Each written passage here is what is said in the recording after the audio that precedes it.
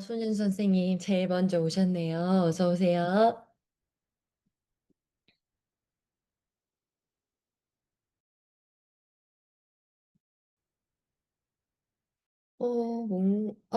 네. 우리 하이루 선생님께서도 어서 오세요. 음, 토요일 날 할 때는 손현주 선생님께서 근무하시느라고 힘드셨는데, 일요일 저녁 시간은 어떠세요? 조금 더 참여가 편해지셨어요?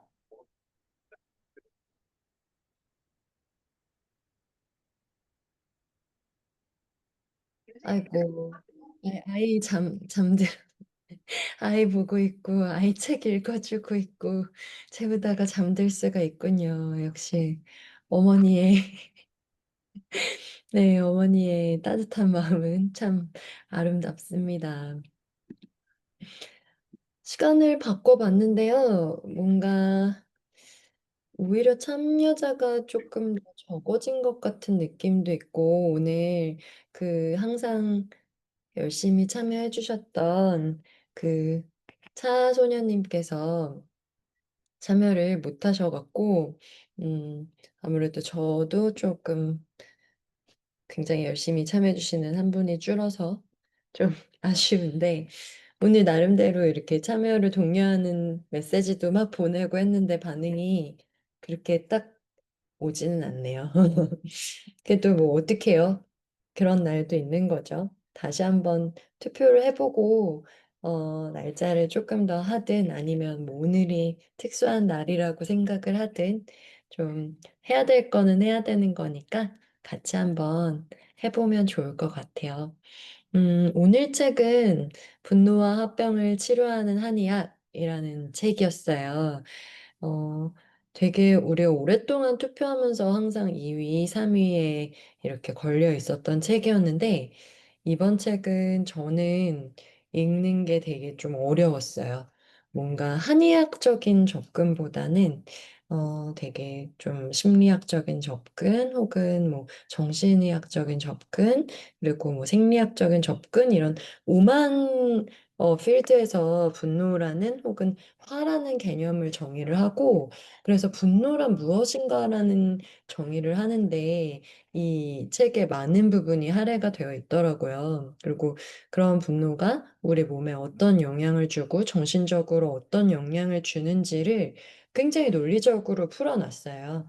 네, 그렇게 풀어놓고 나서 이제 뒤쪽으로 가서 한의학적인 접근을 얘기를 하는데 그 한의학적인 접근조차도 너무 뭐랄까요? 저는 사실은 질적 연구를 조금 더 지향하고 있고 그리고 사람들의 몸은 몸과 몸이라서 뭔가 통계라든지 에비던스 베이스드의 어떤 요소들이 당연히 필요하지만은 그거를 이제 논문화시켜서 정리를 할 때 좀 그 너무나도 수치화된 결과는 사실은 어, 어떤 개념을 이해하는 데는 조금 어렵다고 느끼거든요. 그 개념은 개념대로 이해하고 뭐 누군가의 경험이나 질적인 서술로 이해를 하고 뭔가 솔루션을 도출할 때는 수치화하는 게 좋은데 특히나 한의학은 조금 그런 부분보다는 좀 큰 어떤 음향의 조화라든지 오행적 접근을 기대했었는데 그러지는 못했었어요. 그렇지만은 그래도 우리가 열심히 읽어 보았으니까 그 안에서 제가 조금 느끼고 배웠던 것들을 조금 나눠보도록 하겠습니다. 우리 신영미 선생님도 오셨네요. 어서 오세요. 일단은 우리 지난번에 시작하기 전에 호흡 수행이나 명상을 좀 하면은 좋겠다라는 건의가 있었어요. 그래서 그 건의를 반영해서 우리 시작하면서 좀 잠깐 명상을 하고 시작하려고 해요. 괜찮으신가요, 명상? 여기는 뭐 다들 우리 명상에 대해서, 호흡 수행에 대해서 알고 계신 분들이니까 아마 아이를 재우고 계시더라도 혹은 어떤 행사에 참여 중이시더라도 잠시 호흡하실 수 있을 것 같아요. 잠시 제가 영상을 틀어서 우리 같이 한번 한 3분에서 5분 정도 명상을 하고 좀 차분해진 그런 상태에서 시작을 좀 해보도록 할게요.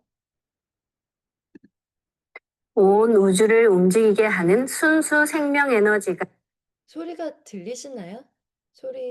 영상에 담겨 있는 소리가 잘 들리나요?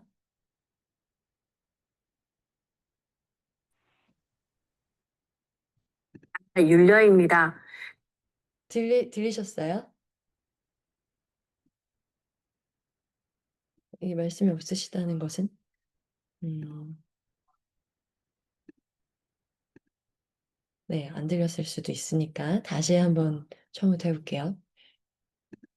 온 우주를 움직이게 하는 순수 생명 에너지가 윤려입니다. 그래서 윤려가 내 몸에 들어오면 나의 몸과 마음, 영체가 근원적으로 치유됩니다. 그럼 이제 이 윤려의 기운을 내 몸에 축적해 보겠습니다. 마고 삼신 할머니께서 전해주신 우주 창조의 소리, 옴과 옴의 완성 홈 사운드로 수행해 보겠습니다. 이제 마음으로 옴 하며 숨을 내쉽니다. 옴 소리와 함께 상단에서 충맥을 따라 숨을 쭉 내려 하단에 다다르면 옴의 빛을 폭발시켜 하단에 강하게 붙입니다. 이제 마음으로 훔 하며 숨을 들이마십니다. 훔 소리와 함께 하단에서 상단까지 숨을 쭉 올려 머리 위 상단에 다다르면 홈의 빛을 폭발시켜 강하게 붙입니다. 빛을 폭발시킬 때는 빛이 폭발하는 순수한 이미지를 연상하시면 됩니다. 그리고 빛을 강하게 폭발시킬 때는 치 또는 함 사운드를 함께 하셔도 좋습니다. 이제 옴과 홈 사운드로 우주의 윤려 조화 빛을 상단과 하단에 강하게 채우며 수행해 보겠습니다. 호흡은 자신의 호흡 길이에 맞춰 자연스레 하시면 됩니다.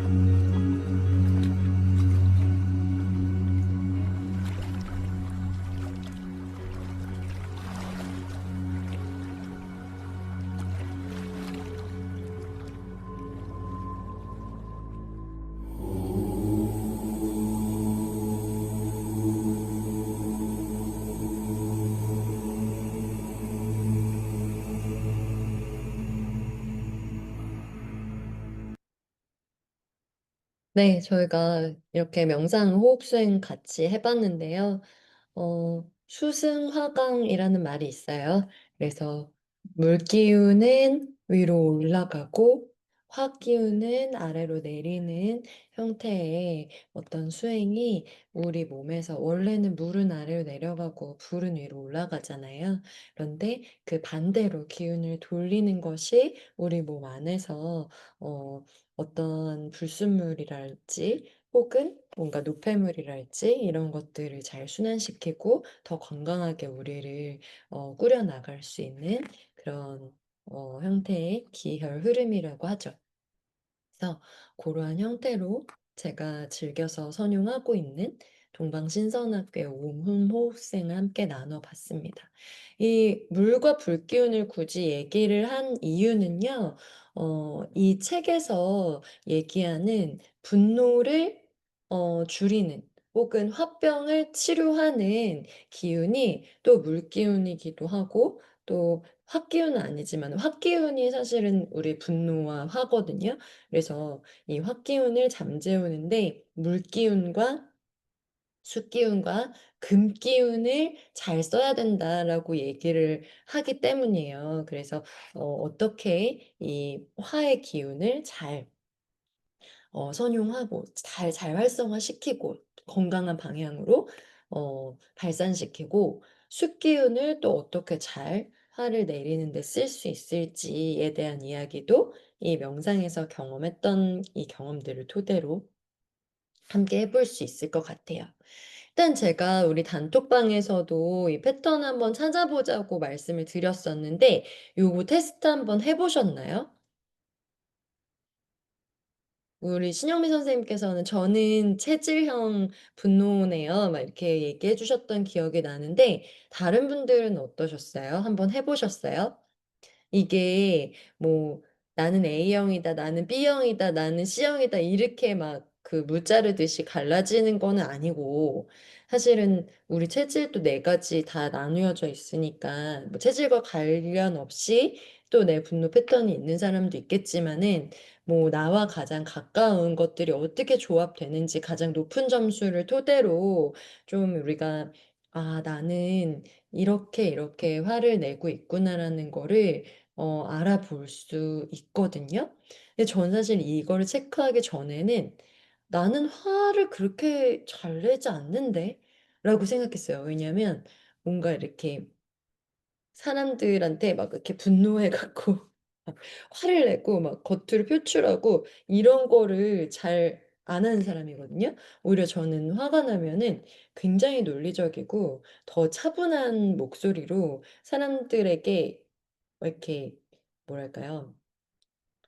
지금 이런 상황이 A는 B고 B는 C이기 때문에 "이거는 좀 적절하지 않은 것 같아."라는 거를 굉장히 이성적으로 얘기하는 사람이었거든요. 그러니까는 여기 B의 성격적인 부분으로 봤을 때는 저는 거의 로봇에 가까울 정도로 이성적이 돼요. 그래서 언제나 그랬던 것 같아요. 화를 화처럼 내본 적이 없어요. 막 부들부들하면서 내본 적이 별로 없는데 그것도 화를 내는 패턴이라고 하더라고요. 근데 기질적인 측면에서 봤을 때는 전 또 이렇게 리액션이 바로바로 없으면은 또 이렇게 지구력 있게 쭉 끌고 나가기가 어려운 타입이다 보니까 지금 이 독서 모임에 함께 해 주시고 계신 이 4분 우리 선생님들 다 너무 소중합니다. 이게 저도 나름대로 굉장히 즐겁게 하고 있는 일이기는 한데, 사실은 우리 단톡방에 32명 정도 계시잖아요. 근데 그분들께서 너무 반응을 안 하셔서 조금 '뭐가 문제가 있나.'라고 생각이 들 정도로 네, 보상 지향형 인간이기도 해요. 음.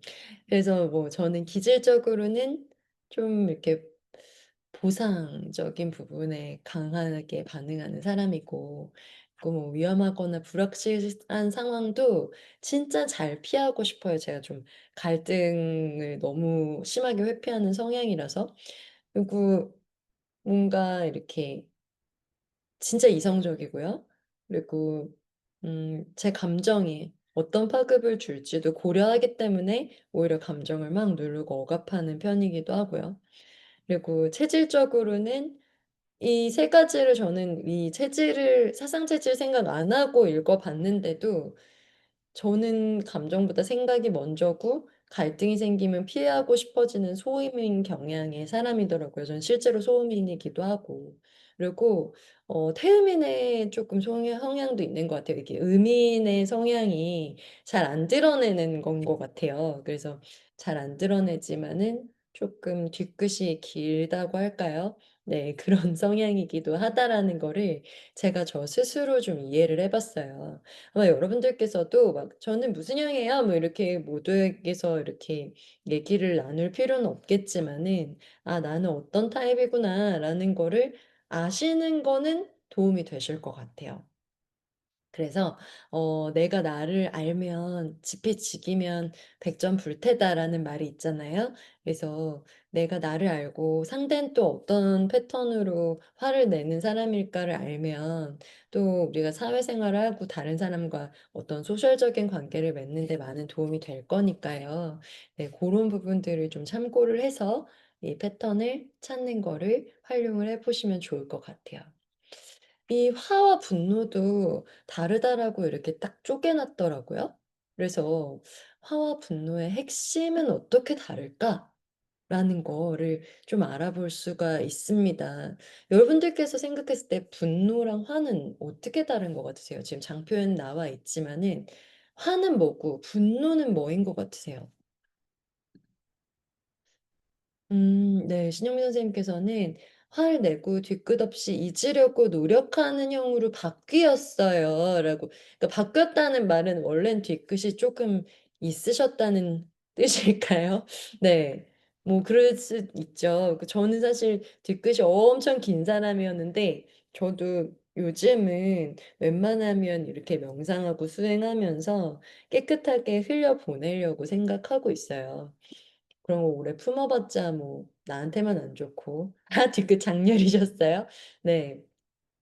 그쵸. 그러니까는 어 그 뒤끝이 병을 만든다고 이 책에서도 얘기를 하거든요. 그러니까 분노라는 거는 본질이 분노라는 말은 정서적인 반응이래요. emotion. 그래서 막 화가 나 화가 난다 하는 그 감정적인 거를 우리는 분노라고 표현하고요. 화는 심신의 질병인 거예요, 질병. 그래서 그러니까 실제적으로 병태적인 어떤 증상이 나타나는 거예요.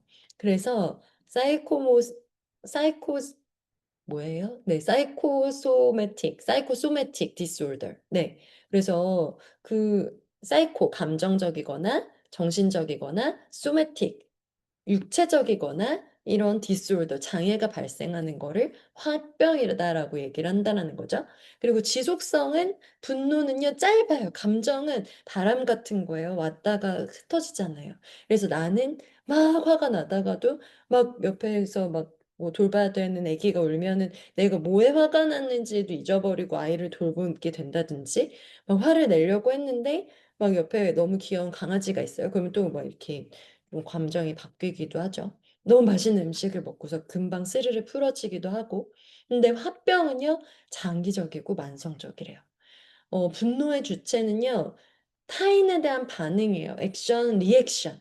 근데 화병은 자책을 하기도 하고 '아 나한테 왜 이런 일이 생겼을까?' 뭔가 내부에 억눌린 감정을 이야기를 한다고 합니다. 그 억울한 마음이 있는 거예요. 울화라고 얘기하죠. 울이라는 말이 적체됐다, 쌓였다라는 뜻이거든요. 그러니까는 뭔가 이렇게 눌려 있는 그런 감정이 실제 증상으로 나타난 게 화다. 그래서 결과는 어떻게 되느냐? 분노는 폭발해요. 밖으로도 폭발할 수 있고요. 내 안에서도 폭발할 수 있습니다. 근데 화병은 폭발을 못하니까 신체 정신적인 병리로 고착이 된다라는 것이죠. 그래서 분노는 에너지의 상승이고 화병은 그 에너지가 흐르지 못해 내면에 갇혀 생기는 기의 정체 상태다라고 이야기를 합니다. 그래서 분노도 화병도 화 에너지인데 화 에너지라서 불기운이 팍 솟구치는 것처럼 왜 이렇게 물 이렇게 팔팔 끓이면은 뜨거운 화학 기운이 가득 차 가지고 막 수증기가 돼 버리잖아요. 그렇게 우리 엔트로피라는 것이 불안정하게 막 바뀌어 나가는데 이 불안정하게 바뀌어 나가는 에너지는 어딘가로 흐르지 않으면은 너무 힘이 세요. 그쵸. 뜨거운 증기나 뜨거운 공기는 너무 힘이 세잖아요. 우리 몸에도 손상을 크게 입히죠. 그런데 그게 흐르지 못하고 내면에 갇혀서 생기는 게 분노이자 화병이다라고 아주 여러 챕터에 걸쳐서 어느 문헌에서 어떤 학자가 "분노는 뭐라고 정의했더라. 화는 뭐로 정의했더라." 되게 길게 책에서는 서술을 하고 있습니다. 근데 한의학적으로 봤을 때는요. 화병의 기전이라는 것이 그러면 뭐냐? 분노는 빼고 일단은 화병으로 볼게요. 분노 했을 때 노라고 써 있죠. 노는 위로 상승하는 거예요. 근데 목기운 그러니까는 우리 막 대나무 같은 거 상상해 보세요. 바닥에서 위로 막 이렇게 쭉쭉 뻗어 올라가잖아요. 메타세콰이어길 막 이런 큰 나무들 보면은 위로 쭉쭉 상승하죠. 그런데 이 목기운의 상극은 금기운이에요. 그래서 이 위로 쭉쭉 뻗어나가는 이 분노를 슬픔이나 절제가 제어할 수가 있다라는 거예요.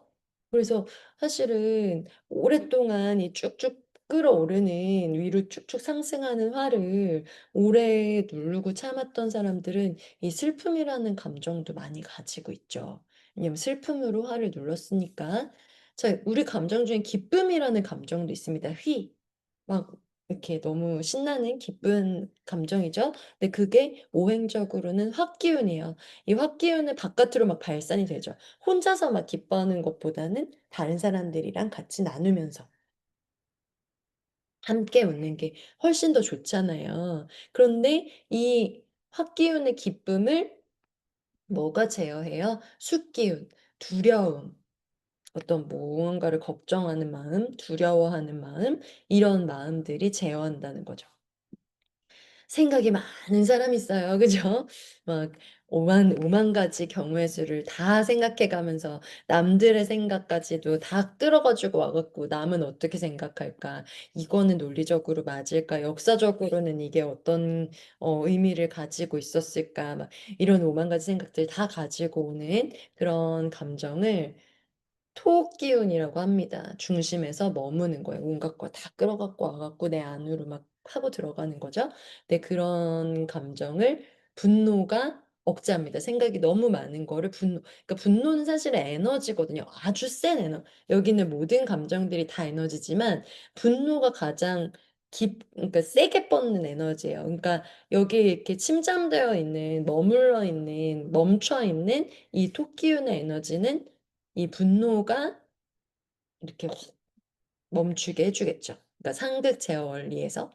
그래서 토기운은 목기운이 서로 제어를 한다.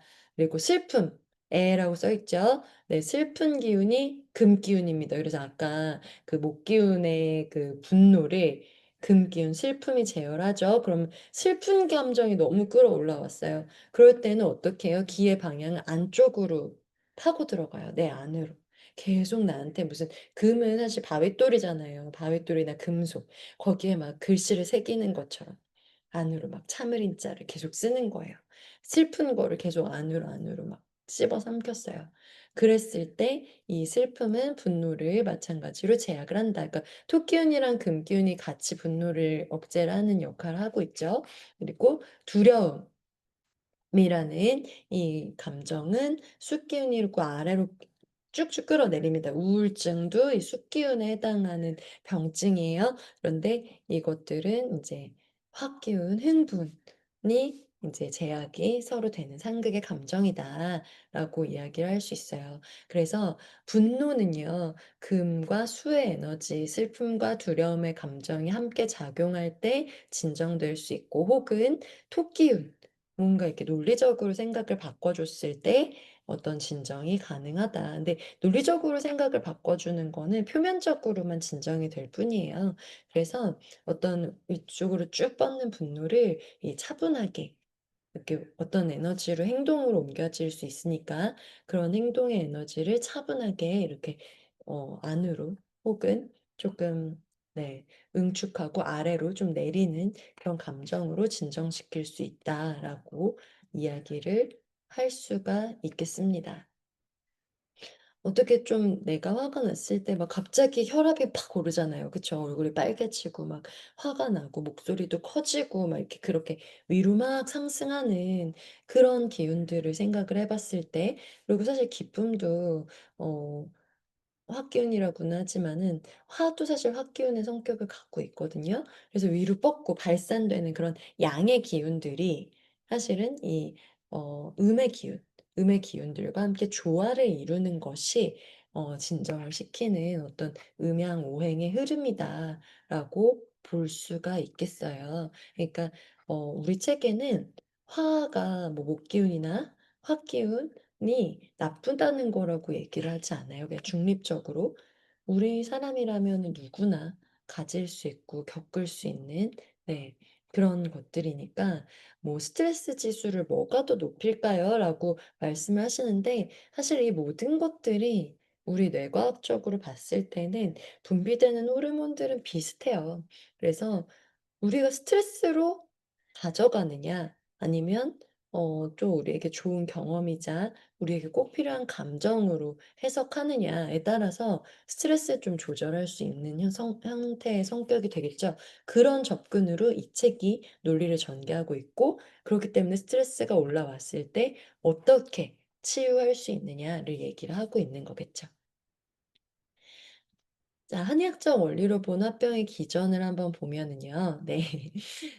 생리학적 측면으로 봤을 때 왜 생리학을 접근을 하냐면은 화병은 우리 몸에서 항상 증상을 내기 때문에 그렇습니다.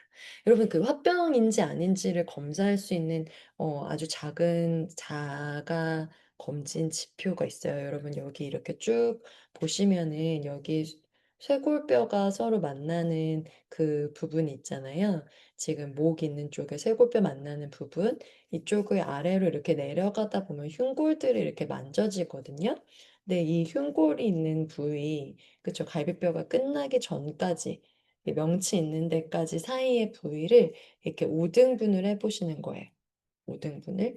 5등분 해 놓고 이렇게 5등분, 손가락 한 마디 정도, 손가락 한 마디 정도 간격을 놓고서 위에서부터 눌러 보세요. 여기 이렇게 눌러서 흐르는 이 경락을 인맥이라고 하거든요. 근데 이 인맥이 눌렀을 때 되게 많이 아파요. 막 숨을 쉴 수 없을 만큼 아파요. 하면 어느 정도 우라가 뭉쳐 있는 거라고 해요. 그래서 어디가 제일 아픈지도 한번 눌러서 느껴보시고, 저는 이 가운데쯤이 제일 아픈 것 같아요. 네, 밑으로 내려갈수록 좀 덜 아픈데, 어, 그쵸. 이 깊게 내려가서 아플수록 이제 호흡길이 깊게 뚫려 있는 거니까, 내가 좀 중간에서 아프다면은 아직은 나는 호흡으로 더 뚫어져야 될 부분이 있는 거다라고 이해를 하셔도 될 것 같아요. 그래서 여기 인맥 있는 부분 5개로 나누어 가지고 이제 한 좌표씩 눌러 보면서 내가 화병이 얼마만큼 있는지를 체크해 보실 수가 있다고 합니다. 화병이 없으면요, 누른다고 아프지 않아요. 근데 여기는 원래도 좀 신경세포가 많이 있는 곳이라서 좀 앞이 느껴지면은 조금 자극이 느껴질 수는 있어요. 그 헬스 트레이너들도 이쪽 이 가슴 쪽 이쪽에 이렇게 눌러보면서, 그리고 우리가 거북목이고 몸이 이렇게 앞으로 쏟아져 있으면 여기가 근육이 짧아져 있기 때문에 누르면 조금 아픈 느낌이 들긴 하거든요. 근데 그 아프다, 안 아프다, 뭐 OX로 단순하게 생각하지 마시고, 눌렀는데 진짜 내 내면이 막 뭔가 그 감정의 동요가 느껴지면서 아프다. 뭔가 좀 답답하고 좀 두려운 느낌이 들거나, 혹은 여기 말하는 뭐 놀람, 분노, 불안, 공포, 혹은 슬픔이 느껴지면서 아프다 하면 뭔가 여기에 적체되어 있는 것들이 있다는 뜻이라고 해요. 근데 그게 일단 몸 안에 들어가 있는 증상일 수도 있겠고, 우리한테는 교감신경과 부교감신경이라는 것도 있죠. 교감신경은 각성됐을 때, 집중하고 싶을 때, 어떤 결과를 내고 싶을 때에 트림이 중간에 올라오는 거 아주 좋은 사인이에요. 좋게 잘 자극을 해 주신 거예요. 네. 그래서 교감신경은 우리가 각성했을 때, 집중하고 싶을 때, 성과 내고 싶을 때, 혹은 누군가랑 싸울 때, 그럴 때 내가 깨어 있어야 되잖아요. 잠들면은 할 수 없는 거잖아요. 그때 자극되는 게 교감신경이에요. 근데 부교감신경은 언제? 밥 먹고 나서 평화로울 때, 안정기, 회복기, 휴식기 때 혈관이 확장되고 소화가 분비가 활성화되고 혹은 뭐 근육이 이완될 때 혹은 뭐 우리가 이렇게 되게 뭐랄까요? 성관계를 하고 나서 절정에 이른 그 다음 단계? 사실 절정에 이르기 전에 성관계가 이루어지려면은 애시당초에 부교감신경이 활성화돼야 관계라는 게 돼요. 그래 갖고 우리가 진짜 뭐랄까요? 완전히 안정되고 완전히 안심할 수 있고 완전히 좀 이렇게 쉬고 좀 행복감을 느낄 때 자극이 되는 게 부교감신경이죠. 근데 교감신경은 뭐예요? 일하고 있을 때, 우리가 뭔가 열심히 뭔가를 해야 될 때, 집중해야 될 때, 이런 때에 자극이 되는 그런 거라는 거죠. 그래서 요즘은요, 자율신경 실조증 뭐 이런 증상이 되게 많아요. 보통은 현대인들은 교감신경 항진 상태인 경우가 많다라고 합니다. 왜? 생존 모드로 가야 되는 경우들이 많고, 온전히 쉬어야 될 때조차도 쉬지를 못한다고 하고요. 그래서 이 교감신경을 항진 상태를 우리가 완화시키고 교감신경과 부교감신경의 밸런스를 맞춰주려면은 조금 의도적인 부교감 신경 활성화를 해야 된다. 우리 조금 전에 명상했던 것처럼 심호흡하고 이완 명상을 통해서 평형을 되찾을 수 있다라고 이야기를 한다는 거죠. 이 화병의 한의학적 병리 유형도 5가지가 있다고 해요. 그러니까 똑같은 화병이 아니고 다 좀 다른 거죠. 근데 기본적으로 화병은 화기운이라고 했잖아요. 간에 많이 영향을 미친다. 분노는 간에 영향을 미친다라고 정의를 내리고 있거든요. 그래서 첫 번째 유형은 간기 울결 해서 억울하고 답답한 감정이 풀리지가 않는다. 간의 기운이 적체되어 있어서 맺혔다. 이 뜻이거든요. 그래서 기운이 막혀 있어요. 그래서 어떻게 해 주느냐? 침을 놔주고 한약을 먹고 호흡요법을 하고 순환시킨다. 순환에 요를 준다. 자, 두 번째 유형은 간, 양, 상, 항. 그래서 열이 위로 떴어요. 그래서 머리가 아프고 짜증이 나고 두통이 오고 기운이 위로 막 뻗치는 거예요. 그러니까 원래는 머리가 차갑고 발이 뜨거워야지 된다 그러잖아요. 근데 이런 상황에서는 항상 머리가 아파져요. 혈압이 올라가고요. 그리고 막 우리 막 드라마 보면은 뭐야? 막 하면서 막 회장님이 막 뒷목을 잡고 쓰러지잖아요. 그게 간, 양, 상, 항의 증상을 얘기를 하는 겁니다. 이때는 열을 내리고 마음을 안정시킨다 해서 청열, 안신의 방법을 쓴다라고 합니다. 그래서 열을 내릴 수 있는 약을 쓴다든지 뭐 머리를 조금 시원하게 할 수 있는 그리고 조금 마음을 안정시키려면 어떻게 해야 될까요? 뭔가 좀 평안한 생각을 하거나 좀 평안한 장소를 가거나 하는 방향으로 지침을 줄 수 있겠죠.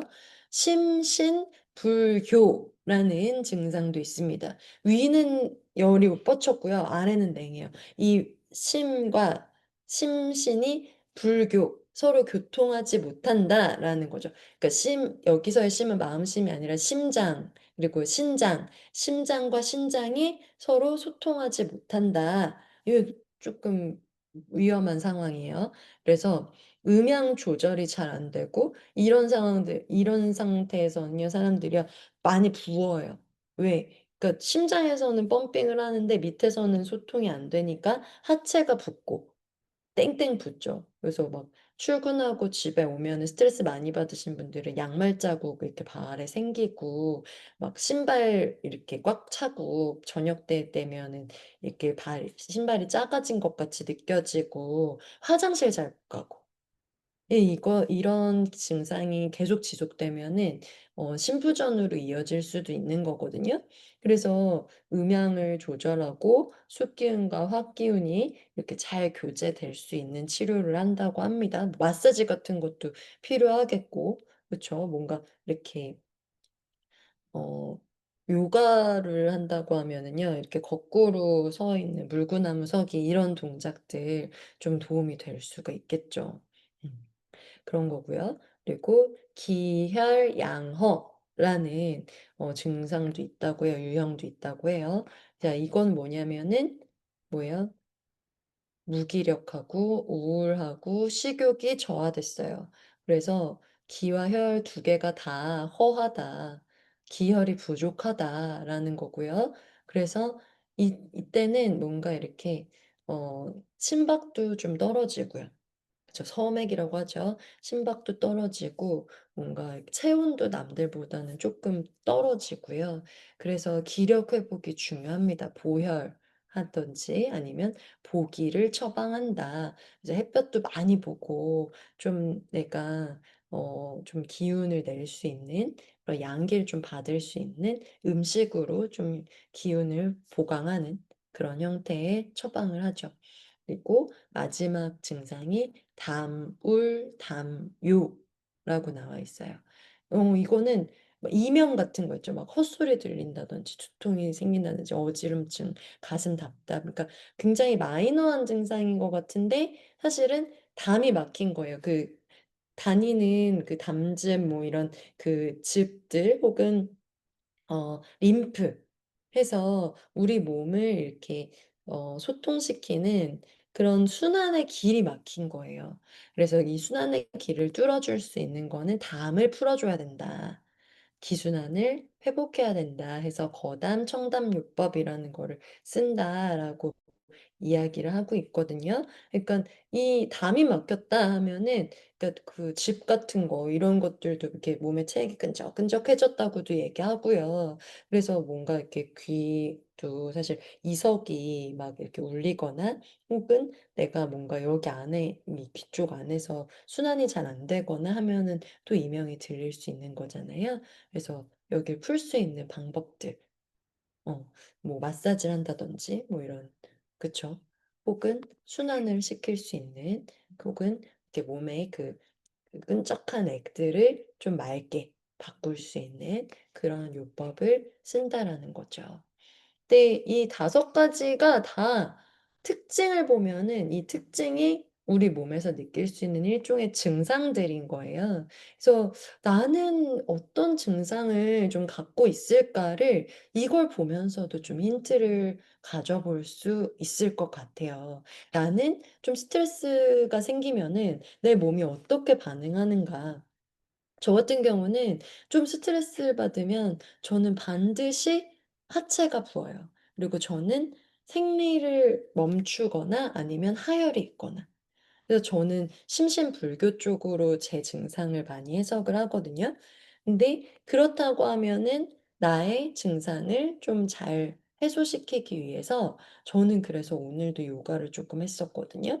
그러니까는 몸을 이렇게 완전히 뒤집어서 탈탈 털어서 좀 위와 아래를 소통시킬 수 있게끔 하는 그런 것들 내가 나를 알면 내 증상을 알면 뭘 해줄 수 있겠다.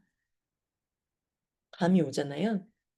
그리고 좀 전체적으로 억지로 쪼끔 순환이 되게끔 달리기를 해 보거나 운동을 하는 것도 좋은 방법이겠죠. 뭐 운동은 사실 여기 있는 모든 증상에 도움이 될 거예요. 그렇지만 어떤 운동을 어떻게 할 것인가에 대해서는 우리가 내 유형을 좀 알면 전략을 세울 수가 있을 겁니다.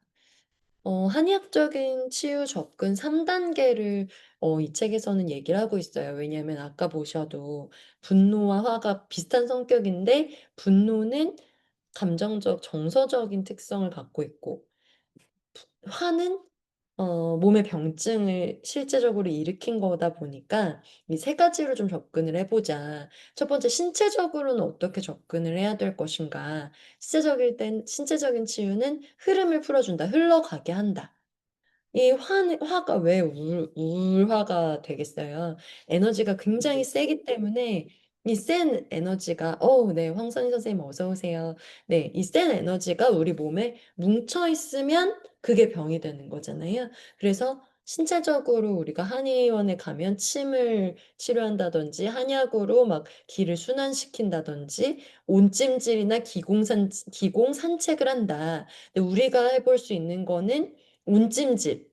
그쵸? 냉찜질은 붓기를 좀 완화시켜주고, 왜 혈관의 두께를 이렇게 딱 컨스트릭션, 혈관을 수축시켜가지고 더 이상 어떤 감염 부위가 더 감염 병증이 퍼져나가지 못하게 한다든지 아니면은 내가 좀 이렇게 부어오른 데를 이렇게 딱 더 이상 덜 붓게 이렇게 딱 몸을 막아주는 역할을 한다면은 온찜질은 이완시켜주고 혈관도 넓게 만들어주고 또 우리를 좀 이렇게 노곤노곤하게 풀어주다 보니까 순환에는 따뜻한 게 항상 도움이 돼요.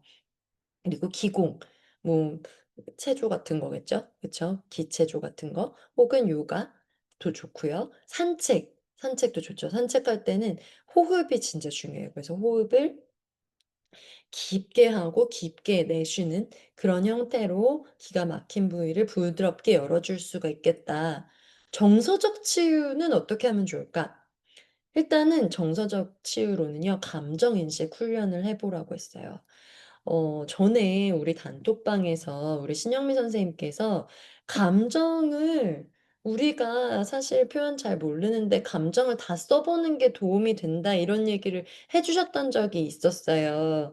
그쵸? 막 그 유득희 선생님이 막 여기는 안 계시지만 얘기를 하셨을 때 우리 신영미 선생님께서 감정을 다 써봐라 막 그런 얘기를 해줬었거든요. 그래서 제가 감정 그 표를 단톡방에 올렸던 기억이 나는데요. 그래서 내 감정이라는 게 어떤 감정인지 이게 그냥 환지 아니면 약간 슬픔이 묻어있는 환지 아니면 억울한 환지 무기력한 환지 뭐 이런 것들을 구별하고 이 화가 대체 뭐 때문에 올라왔을까를 나한테 질문을 하라는 거죠. 대체 왜? 무엇을 아까 제가 낮에 조금 화를 냈어요. 왜 화를 냈냐면은 여기 몽골 사람들은 진짜 이상한 특징이 있는데 이 사람들은 메시지를 보내면 죽는 병에 걸려 있나 봐요. 그래갖고 항상 전화를 해요. 저는 어차피 몽골 사람들이 저한테 전화를 해도 전화를 받아서 몽골어로 소통할 수가 없거든요. 그래서 전화를 받아서 제가 할 수 있는 말이라고는 오칠라레가 미안합니다입니다. 미안합니다. 그래서 오칠라레 비 솔롱고스 훈 비가 나는 그리고 솔롱고스가 한국인이에요. 저는 한국 사람이에요. 그래서 마나 몽고 빠꾸 이렇게 말하면 저의 몽골어는 뭐 없어요. 저는 몽골어 못해요. 이렇게 말할 수밖에 없거든요. 그래서 저는 이제 전화 받아가지고 미안한데 나 한국 사람이라서 몽골어를 못해요. 이렇게 말하고 전화를 끊어요. 그런데도 굳이 오늘 전화를 이 몽골 사람이 6번을 했네, 이 사람이. 6번을 전화를 한 거예요. 근데 전화를 하면은 제가 계속, 아, 미안하다. 나는 몽골 사람이 아니라서 몽골어 못한다. 만약에 필요하면 메시지를 보내라. 이거 계속 얘기를 하는데 또 전화를 6번 하니까 화가 나더라고요. 그래갖고 나중에는 제가 한국말로 너 누군데? 너 메시지 보내라니까 왜 자꾸 전화해? 너 전화해봤자 내가 말을 못해. 그러고서는 끊었거든요. 네, 네, 이런 게 제가 몽골에 살면서 되게 여러 번이었어요. 화가 나겠죠? 근데 그때 그냥 화를 내보내고 보통은 까먹었거든요? 근데 이 까먹은 게 점점 이렇게 몽골에 살면서 이 몽골 사람이 다른 나라 사람을 존중하지 않는 것 같아라는 뭔가 약간 잘못된 일반화의 논리로 굳어지더라고요. 아, 잘했나요? 네. 그래서 이렇게 저도 모르게 몽골 사람들에 대한 약간 호감도가 떨어지는 거예요. 그래갖고 오늘 한번 이 강의를 준비하면서 해봤죠.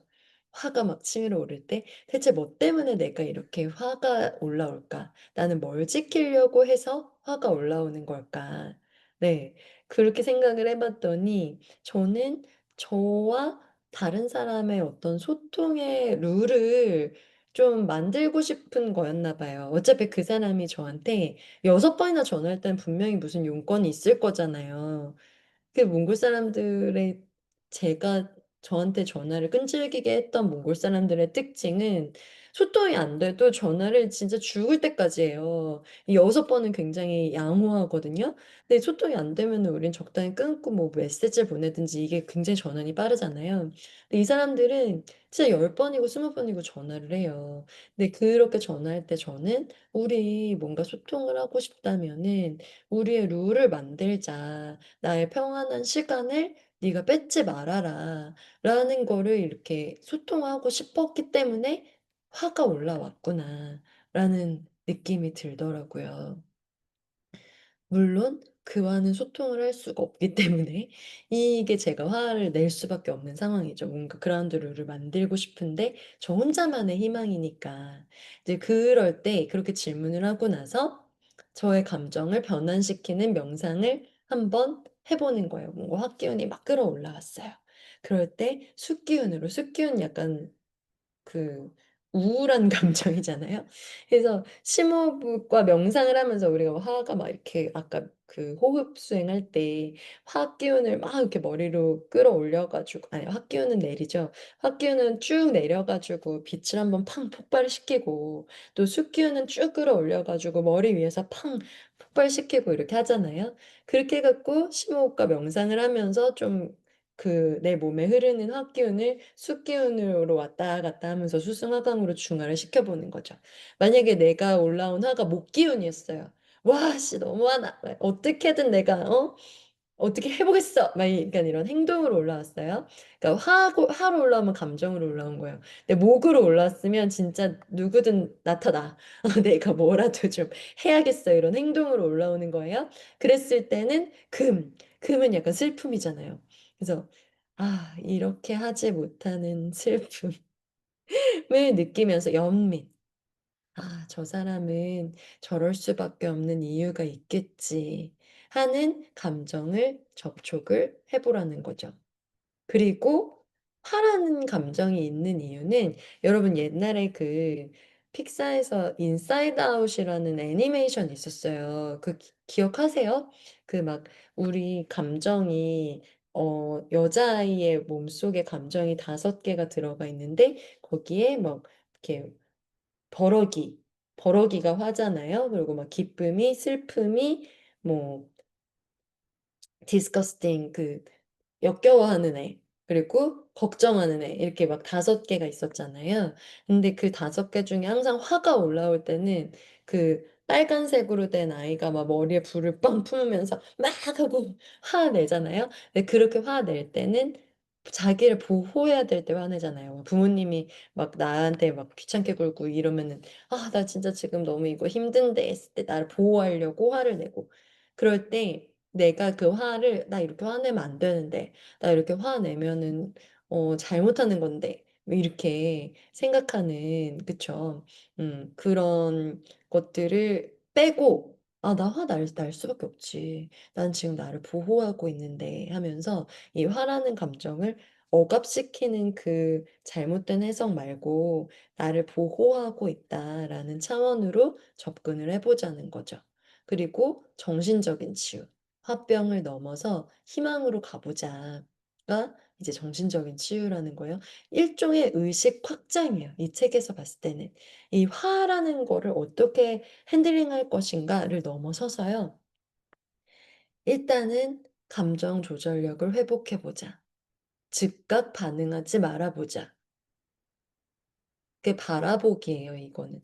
우리가 그 서양 철학에서 현상학이라는 분야가 있어요. 현상학이라고 얘기할 때 어떤 현상을 바라본다 해서 현상에 가로를 쳐 놓고 그 가로 속에 그 현상을 집어넣고 에포케한다라고 얘기하거든요. 에포케가 판단 중지예요. 그러니까 이게 좋은 거다 나쁜 거다라는 판단을 안 하고 그냥 바라보는 거죠. 그러면 반응하지 않고 관찰자 모드에서 조망할 수 있겠죠. 만약에 예를 들어서 친구가 약속 시간에 늦게 왔어요. 그때 내가 '와 진짜 어떻게 약속에 늦을 수가 있어. 나를 뭘로 보고?' 이게 아니라 저 친구가 늦은 그 현상을 바라보는 거예요. 즉각 반응하지 않고 '이 친구가 늦든 안 늦든 나는 똑같은데.' 해서 어떤 감정을 조절할 수 있는 회복력, 이건 참는 거랑은 또 다른 거예요. 그러니까 이 회복을 하고 나서 긍정적인 사고를 해 보자. 문제 해결 중심. 친구가 늦게 왔는데 그럼 어떻게 했을 때 제일 좋지?" 어떻게 하는 게 좋겠어요? 애를 기다릴 때 계속 기다리면서 화를 막 끌어올리는 게 당연히 좋지 않겠죠? 기다리는 시간 동안에 내가 할 수 있는 또 나의 일을 하는 거죠. 그러면 시각이 전환될 수 있잖아요. 뭐 짧게 명상을 해 본다든지 아니면은 짧게 그 친구를 위해서 기도를 해 본다든지 아니면 그 친구와 나를 완전히 분리시키고 나서 내가 나로서 즐거움을 찾을 수 있는 그쪽 동네를 한번 둘러보면서 좀 구경을 해 본다든지 아니면 좀 맛있는 걸 사 먹어 본다든지 뭐 이런 것들 할 수 있을 거잖아요. 그리고 자애심. 자, 이 자애심부터는요. 나와 타인에 대한 연민을 확장하래요. "나도 타인이고 타인도 나다. 원리스가 되어 보자."라는 이야기를 이제 이 책에서 아주 고차원적으로 하고 있거든요, 아주 짧게. 사실 2 단계에 대한 서술이 되게 많았으면 좋겠다고 생각했는데 이 책은 거의 한 60% 정도는 분노와 화가 뭐냐, 뭐 때문에 일어나는 거냐, 그걸로 인해서 얼마나 많은 사람이 고통을 겪고 있느냐, 그게 어떻게 병이 되느냐 이거를 많이 서술하고 있어요. 그리고 나머지 3분의 1 정도를 이제 이러한 치유 방법으로 풀어내고 있거든요. 근데 이 자애심은요. 내가 타인과 다른 존재다라고 생각했을 때는 절대로 나올 수가 없는 개념이라고 이야기를 합니다. 만약에 내가 예를 들면은 여기 황선희 선생님 오셨어요. "황선희 선생님이랑 내가 서로 다른 존재야."라고 생각하면요. 저는 황선희 선생님이 부러울 거예요. "저렇게 예쁘시고 교양 있으시고 나올 때는 어딘가에 나서실 때는 카리스마도 있으시고 너무 좋겠다. 저렇게 사는 삶은 얼마나 좋을까." 이거는 나와 타인에 대한 분리의식이 생겨나는 거죠. 근데 '아 저 사람이 가진 장점을 내가 볼 수 있어서 또 배울 수가 있구나. 또 나는 저 사람에게 좋은 에너지로 응원을 할 수 있어서 나와 저 사람은 연결되어 있구나. 아 저 사람이 오늘은 약속을 쪼끔 늦었지만 저 친구한테 분명히 배울 점이 있는데 오늘 내가 저 친구로 하여금 기다리는 걸 배우고 저 친구도 늦었을 때 너무 조급하지 않게 천천히 빨리 자기를 조절하면서 오는 걸 배울 수 있어서 너무 좋구나.'라는 확장, 원리스를 할 수 있으면 이 화병이라는 것이 풀려서 흘러나간다는 거예요. 이 무슨 보살도인가 싶죠. 그러니까 이 화병 병을 낫게 한다는 게 사실 쉬운 거는 아니잖아요. 그쵸? 어. 그런 자애심 그리고 궁극적으로 우리가 이 화병을 우리가 자연 치유할 수 있는 궁극적인 방법은 용서라고 합니다. 보통 우리가 자애심은요. 자애심 타인을 손가락질 안 할 수 있는 되게 좋은 장치예요. 근데 자기 자신을 괴롭게 하는 화도 있잖아요. 사실 더 많죠. '내가 뭘 잘못했겠지. 내가 무슨 문제가 있겠지.' 예를 들면 우리가 막 다른 사람한테 내가 경험했던 되게 좋았던 거를 막 추천을 해 주고 같이 하자고 제안을 했어요. 근데 그 사람이 거절을 할 수 있잖아요. 근데 그렇게 거절할 때 내가 너무 진심이었어도 그 사람이 거절한 게 받아들이기가 너무 어렵잖아요. 그쵸? 그럴 때 '아 내가 그렇게 하지 말았어야 됐는데.' 혹은 '아 내가 어떻게 했으면은 저 사람이 저렇게 하지 않았을까?' 혹은 '아 나는 아직 부족하구나. 내가 아직 사람을 잘 모르고 인간관계를 잘 모르고.' 하면서 우린 항상 자기 자신을 부족하다고 생각하잖아요. 근데 타인도 용서할 수 있어야지만 우린 다른 사람 용서 너무 잘하거든요. 근데 내 자신을 용서를 못 하잖아요. 그쵸? 그때 내 자신부터 용서하기가 되어야 화병을 넘어서 화병을 치유시키면서 의식적으로 확장될 수 있다. 우리 황금독서 클럽에서 추천해 주시는 책들의 가장 큰 특징은 뭐냐면요. 읽으면은 지식만 쌓이는 게 아니라 사는 방식이 좀 바뀌어요. 그러니까 의식이 확장될 수 있는 책들을 많이 추천해 주셨더라고요. 그래서 이런 우리가 인내, 긍정적 사고, 자애심, 용서 이런 것들을 우리가 해낼 수 있는 삶이 화병에서만 낫는 삶이겠습니까? 얼마만큼 풍요롭게 성숙하게 내 자신의 감정을 혹은 그 감정으로 인해 생긴 병증을 치유할 수 있는 방향이겠습니까? 그래서 오늘 굉장히 중요한 것들을 배우고 있는 것 같아요. 음, 한의학에서는요, 증상을 자각하고 나서 화병으로 진단을 내리고 나면 이 화병이 아까 5가지 유형 중에 뭔지를 감별을 하고 그리고 나서 정신과적으로 응급한 상태인가 아닌가를 확인을 한다고 해요. 왜냐하면 때로는 이 화가 막 분노 조절 장애, 다른 사람에게 해를 끼칠 수 있는 장애로 갈 수도 있고 뭔가 그 다른 사람한테 해를 끼칠 수 있으면 자기 자신한테도 화를 끼칠 수 있죠. 그래서 뭔가 급성 중증 우울증으로 갈 수 있는 가능성도 있기 때문에 그런 응급성을 확인한 다음에 치료 선택을 하고 그 치료가 제대로 먹혀 들어가고 있는지 그 치료를 팔로우업 하면서 평가를 한 다음에 자기 관리 및 예방 단계로 확장을 한다고 하는데요. 그래서 한약침, 생리적인 안정을 일단 기본적으로 하고 이 응급실에서 하는 거거든요. 가장 어 도드라지는 증상 먼저 안정시키고 그다음에 호흡법, 명상, 감정 자유 기법 EFT라고 하죠. EFT 이거는 제가 스포츠 심리학 전공할 때 멘탈 코칭할 때 진짜 많이 썼던 것들이에요. 뭔가 오감을 사용해서 어떤 우리의 심상으로 도저히 불가능하다고 생각했던 것들을 논리적이고 이상적인 차원에서 가능하게 바꿔주는 그 인지훈련법이거든요.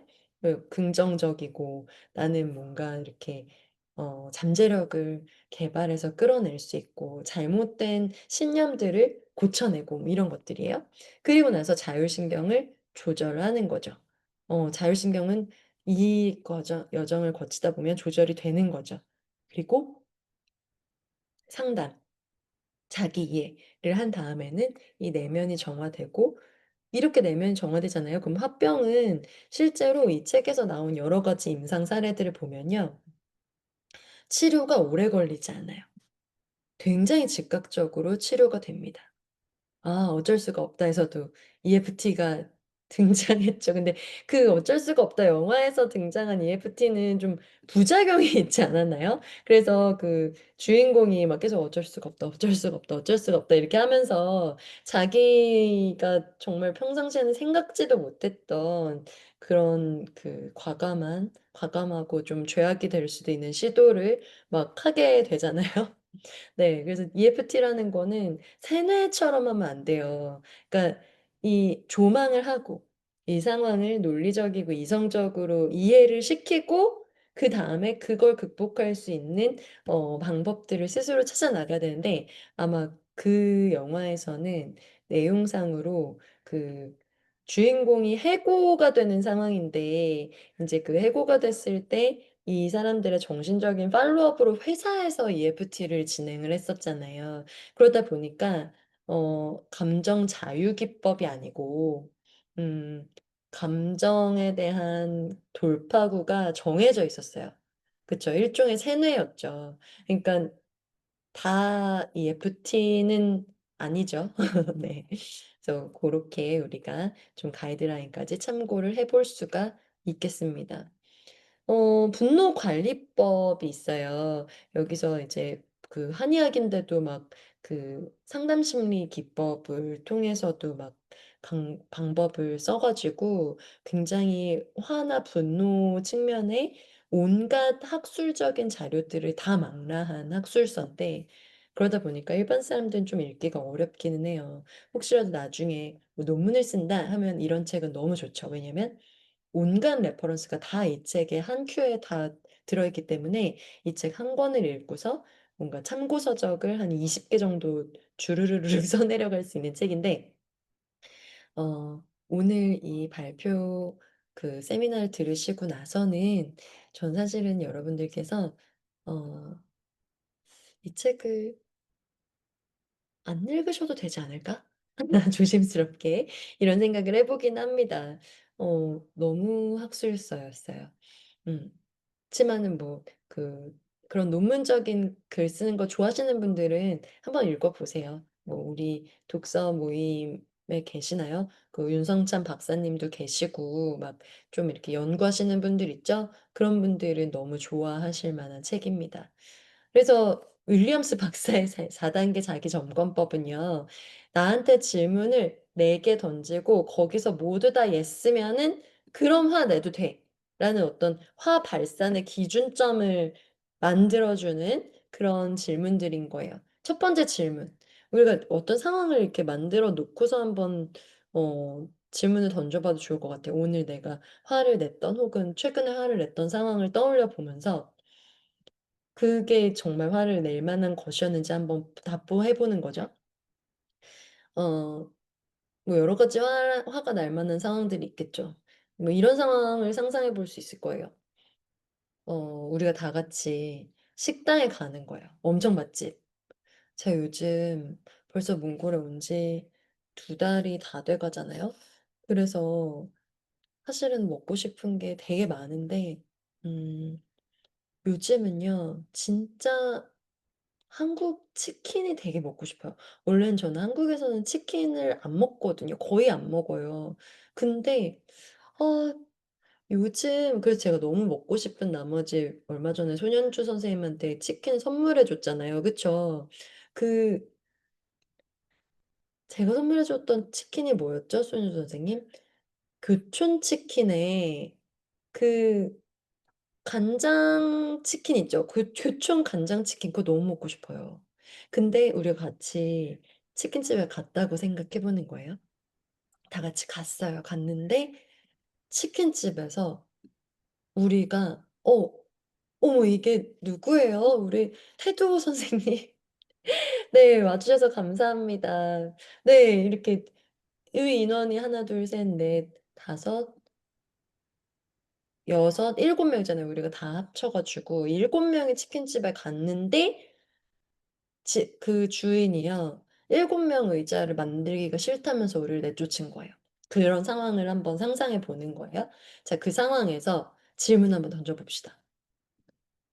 네 반갑습니다. "지금 이 일은 정말 화낼 만큼 중요한가?"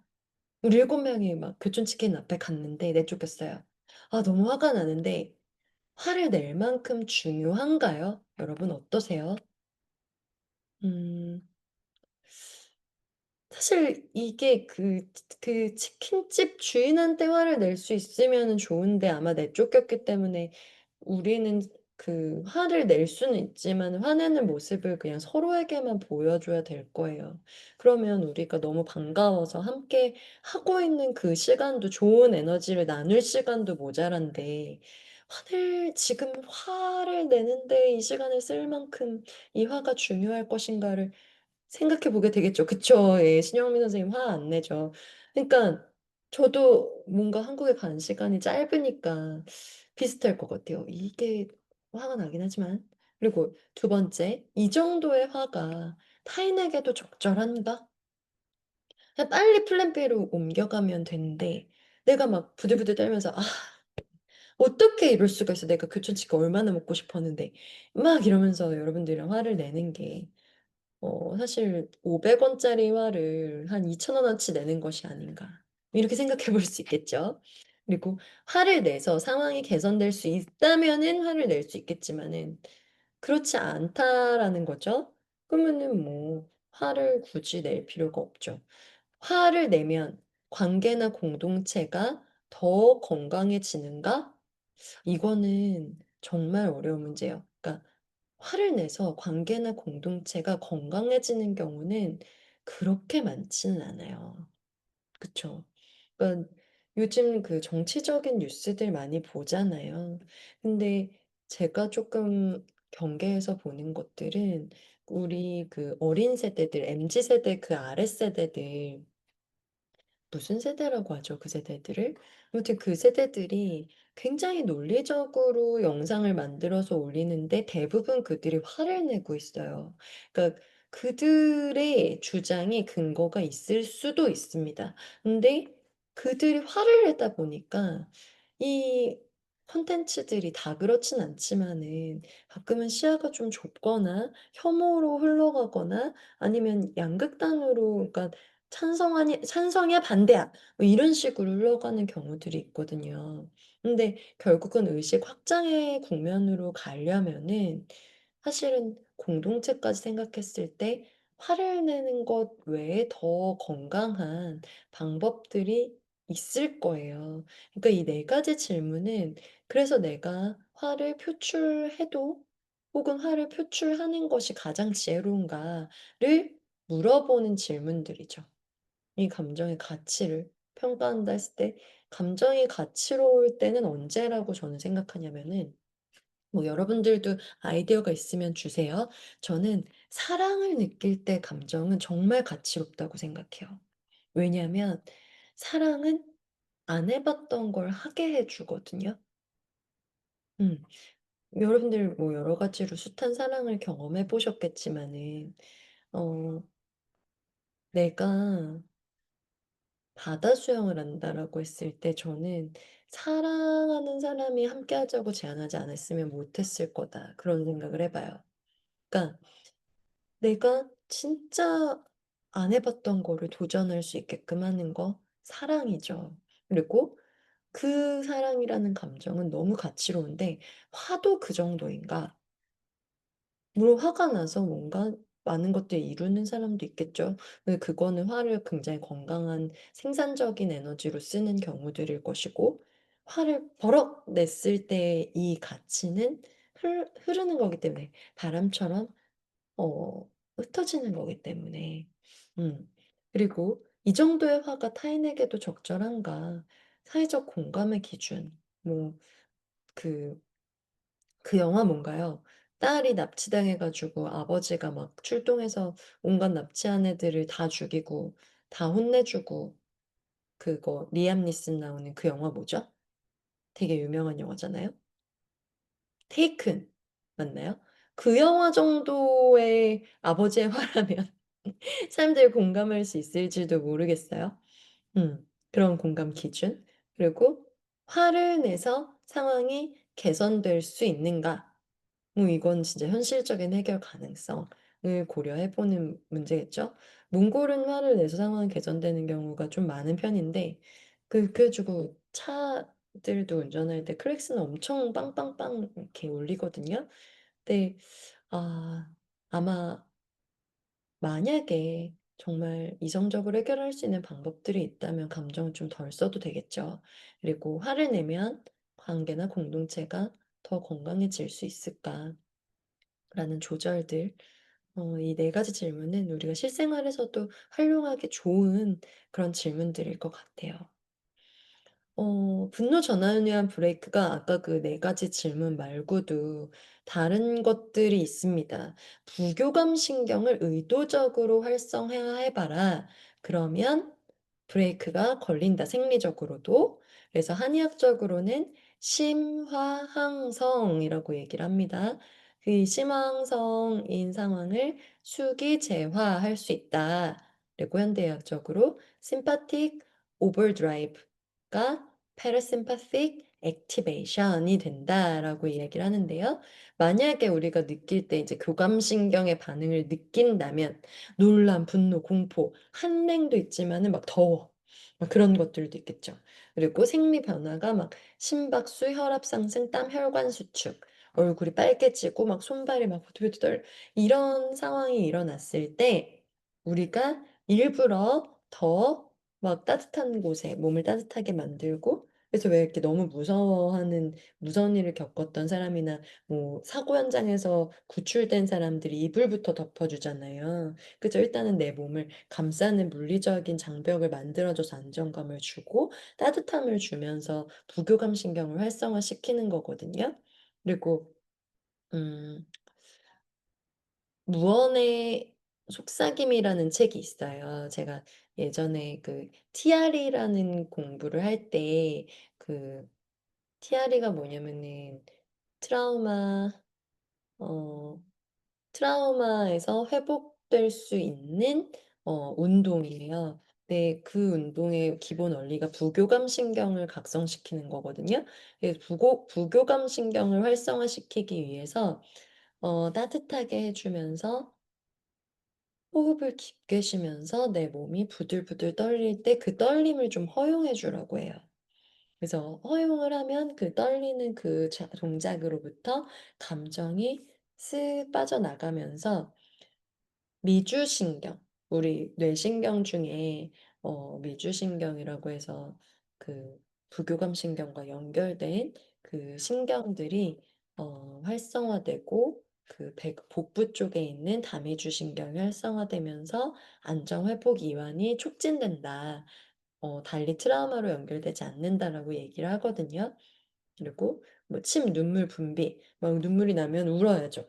그리고 혈관도 좀 확장시키고 뭐 이런 것들을 해서 우리가 좀 생리학적으로 분노를 브레이크를 걸 수가 있겠다. 이 브레이크는 뭐 아까 질문 네 가지처럼 이렇게 탁탁탁탁 인지적으로 브레이크를 거는 건 아니지만은 천천히 속도를 줄여주는 그러면서 안정화시켜주는 그런 리인한 스타일의 그런 브레이크가 되겠죠. 자율신경을 조절하는 실천법들이 있습니다. 점진적인 근육 이완법. 자, 구체적으로 예시 한번 들어보면서 우리 같이 해볼게요. 주먹을 쥐었다가 펴기. 주먹 한번 꽉 쥐었다가 펴보세요. 주먹 쥐었다가 펴기. 그러니까 의도적으로 더 텐션을 주고 그거를 확 풀어주는 거예요. 자, 어깨 한번 해볼게요. 어깨 으쓱 들어 올렸다가 내리기. 다시 한번 어깨 으쓱 최대한 높이 끌어올렸다가 내리기. 뭔가 어깨 이렇게 올렸다가 내렸다 하면은 확실히 어깨에 뭉쳐진 근육들이 조금 이완되는 느낌이 들거든요. 그래서 일부러 이 근장시키는 거예요. 일부러 확 줄였다가 푹 탈상. 그쵸? 지금 여러분들 모든 몸에서 다 할 수 있어요. 다리도 조금 힘줬다가 털썩. 엉덩이도 들어 올렸다가 털썩. 어깨도 으쓱했다 털썩. 이렇게 해서 교감신경을 의도적으로 더 텐션을 줬다가 완화시키는 거. 그리고 자율훈련법. 자기 암시와 호흡으로 부교감신경을 강화한다. 그래서 구체적 예시는 내 손이 따뜻해진다. 내 손이 따뜻해진다. 심장이 고요하다. 이렇게 반복하는 거죠.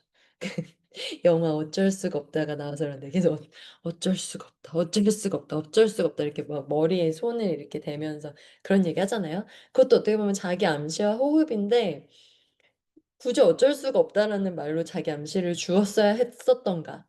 그죠? 내가 정할 수 있는 자기 암시는 다른 것들이 있으니까 나는 지금 편안하다. 음, 뭐 그 영화를 생각해 보니까 그것도 있었어요. 나의 가족들은 뭐 내가 회복될 때까지 뭐 전심으로 나를 지원한다? 뭐 진심으로 나를 뭐 응원한다? 뭐 이런 암시도 있었어요. 그러니까 뭐 여러 가지로 여러분들이 암시를 정할 수 있을 텐데 좋은 암시는 다른 사람을 끌어오는 암시 말고 내가 내 암시를 하는 거예요. 그리고 어떤 신념이라든지 어떤 확신, 뭐 혹은 어떤 정서적인 혹은 뭐 믿음, 소망, 사랑 같은 그런 관념적인 것보다는 그냥 진짜 명확한 거. 내 심장이 고요하다. 내 손이 따뜻하다. 나는 안정되어 있다. 나의 단전에는 나를 도와주는 에너지가 흐르고 있다. 뭐 이런 식으로. 그래서 내가 나를 구체적으로 느낄 수 있는 그런 암시가 더 도움이 될 것 같아요. 요 심호흡법, 호흡을 통한 베이거스 너브 이거 미주신경이거든요. 그래서 미주신경 자극. 그래서 4초 들이마시고 6초 내쉬기. 한번 해볼까요? 10번만 같이 들이마시고 하나, 둘, 셋, 넷. 6초 내쉬기. 하나, 둘, 셋, 넷, 다섯, 여섯. 자, 여러분, 제가 구령 안 붙이고 여러분 다 같이 한번 해볼게요. 구령을 붙이면 저도 못하니까. 자, 4초 한번 해볼게요.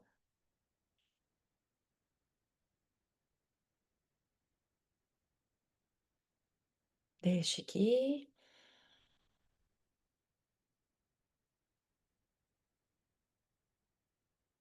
들이마시기,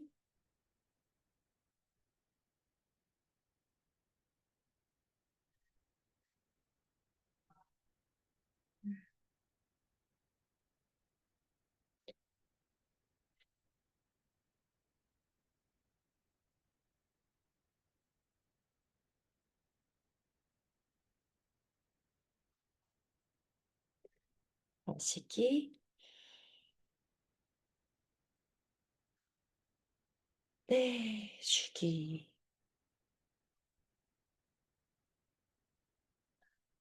4초 들이마시기,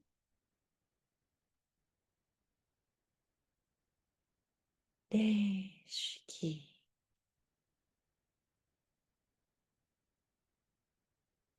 들이마시기,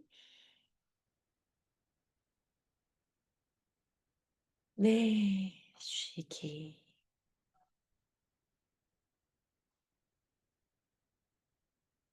들이마시고,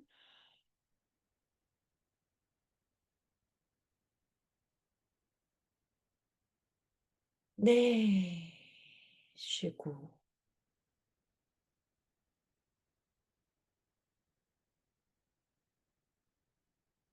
숨 마시고,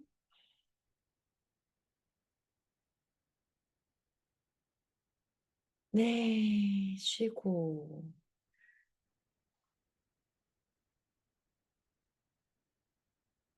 한 번만 더 해볼게요. 마시고, 내쉬고. 자, 하시면서 혹시 막 하품이 나올 것 같았다거나 아니면 편안하게 긴장이 풀리는 것 같은 느낌 들으셨던 분 계세요? 만약 그랬다면 정말 잘하신 거예요.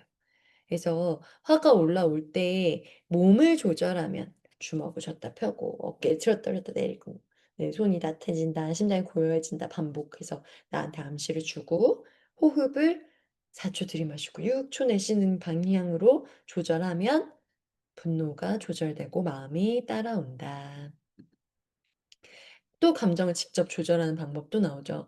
음양오행이로 해서 감정관의 전환과 조절을 오행의 상식, 상극 관계로 설명하는데 그래서 분노를 제어하려면 금의 감정인 슬픔, 연민이 필요하고 화를 제어하려면 수의 에너지, 호흡, 이완, 침묵으로 시킬 수 있다라고 얘기하는 거죠. 그래서 우리가 이 얘기는 아까도 설명을 했으니까요. 한번 쭉 보시면서 내가 분노가 막 올라서 감정이 막 뻗쳤어. 그랬을 때 슬픔을 좀 느껴보고, 아, 이렇게 화를 낼 수밖에 없는 세상이 얼마나 슬픈가. 일종의 공분심 같은 거죠. 아마 독립운동가들이 이렇게 살지 않았을까 생각을 하는데요. 그렇게 막 그 절체절명의 시기에 너무 분노할 수 없는 현실에서 어떻게 그렇게 냉정하고 냉철하게 작전을 수행하고 그리고 어떤 오늘 그 안중근 의사 선생님 그 돌아가신 기일이기도 하잖아요. 그래서 어떻게 그렇게까지 나의 그 화가 올라올 수밖에 없는 그런 시절들을 지혜롭게 혹은 나라를 위한 움직임으로 이렇게 승화시켰는지를 보면 나라 잃은 슬픔이 이 분노를 지혜로 이끌지 않았나라는 생각을 해보게 되네요. 그리고 뭐 기쁨, 너무 기쁨을 느끼기만 해도 가벼워지니까 두려움, 이렇게 기뻐도 괜찮은 것인가? 혹은 생각이 너무 많을 때, 음, 이 생각을 뭔가 행동으로, 행동력으로 운동을 한다든지, 그쵸? 목 기운에서 가장 많이 이야기하는 것들이 내가 쭉쭉 성장하고자 하는 거잖아요. 바로 실행에 옮기고 계획을 세우고 그 계획을 실천에 옮기는 게 목 기운의 행동이라고 볼 수도 있겠죠? 슬픔은 어, 안으로 응축시키는 금기운이기 때문에 뭔가 겉으로 표출할 수 있는 그런 행동들로 서로 극하는 기운으로 중화시킬 수 있겠고 두려움, 뭔가 화. 통해서 중화시킬 수 있다라는 겁니다. 그래서 체질에 맞는 분노 해소법 쓸 때 '내가 태양인이다.' 하는 분들은 생각보다 슬픔이 많은 거예요. 이분들은 그럴 수 있다는 거예요. 그랬을 때 슬픔이 분노로 전환될 수가 있습니다. 너무 슬픈데 '아 씨 언제까지 슬퍼야 돼. 아 나 진짜 너무 억울하다고.' 막 그러면서 이제 그 분노로 전환됐을 때 그 분노를 이 감정을 막 어 털어내는 글쓰기를 해 본다든지 내가 예술적으로 표현해 본다든지 내셔야 되는 거죠. 한숨을 쉬어 봐야 되는 거죠. 이렇게 그리고 소양인들은 분노를 가장 잘 느끼는 체질이라고 책에 나와 있어요. 근데 분노를 내고서 후회한대요. '아 그러지 말았어야 됐는데. 내가 그렇게 가볍게 하면 안 되는 거였는데.' 근데 이 자책으로 자꾸 흘러가잖아요. 그니까 내가 묵직한 내 내면의 어떤 중심을 잡을 수 있게 단전호흡, 뭐 다도, 명상 이런 것들 좀 도움이 된다고 하고요. 그리고 태음인들은 근심이 많대요. 뭔가 토기운도 좀 많고 그런 거겠죠? 그랬을 때 자꾸 억누르고 축적하고 막 그런 기운들이 있을 수 있으니까 이거를 자꾸 누르지 말고 운동을 하래요. 땀 배출 운동. 그리고 뭐 구기자차가 땀 배출에 좋은가 봐요. 그리고 지압. 이렇게 자꾸 이렇게 누르니까 그 오히려 누르는 에너지로 흐르게 만드는 거. 그리고 소음인. 소음인들은 두려움이 많아요. 걱정이 많아요. 막 '이렇게 하면 안 되는 거 아닐까? 저렇게 해야 되는 거 아닌가?' 회피하고 위축하는 에너지가 있기 때문에 분노가 일어날 때 자꾸 막 숨으려고 하고 무서워하고 막 그런 경향성이 있기 때문에 좀 내면의 활기운을 끌어올려 줄 수 있는 생강차 뜨거운 거. 음. 그리고 "목소리로 표출을 해야 된다." 뭐 이런 이야기도 목소리가 우리 폐랑 연결이 있거든요. 공기가 왔다 갔다 하면서 목소리가 나오는 거기 때문에 확기우는 목소리와 폐 여기에 주안점이 있는데 목소리를 표현한다든지 노래방에 가 본다든지 뭐 이런 것들이 도움이 된다고 합니다. 자 감정 변환 실습을 태양인 격공합니까? 슬픔이 많으시죠? 네. 그래서 우리 태양인이 나온 김에 어 저 태양인이 나온 김에 이 글쓰기 글 잘 쓰시잖아요, 우리 하이루 선생님께서는. 그리고 예술적인 표현 언젠가 하이루 선생님 그림도 좀 그리시지 않으셨나요? 그런 기억이 좀 나는데. 네. 슬픔이 분노로. 그리고 한숨, 숨, 호흡 이런 것들 도움이 된다고 하니까 좀 참고를 해 보시면 좋겠어요. 제가 화가 치밀 때 '내 안의 불은 어디서 타고 있는가?' 이 상상을 해 보는 거야. '내 안의 불이 내 몸에 온몸에 오장육부에 어디서 타고 있지?' 막 가슴이 답답한 분도 계실 것이고 뭔가 막 내가 막 저희 어머니께서는 항상 막 "엄마가 간장이 다 끊어지는 것 같아." 막 애간장이 끊어지는 것 같아 막 간장이 있을 수도 있겠고 그죠? 간은 뭐 분노의 대표적인 장기니까요. 어디에 있는지 감지를 해 보는 거예요. 머리로 열이 떠올라오는 분들도 계실 것이고. 근데 그 불을 보기만 하고 억누르지 않는대요. 바라보고 있어요.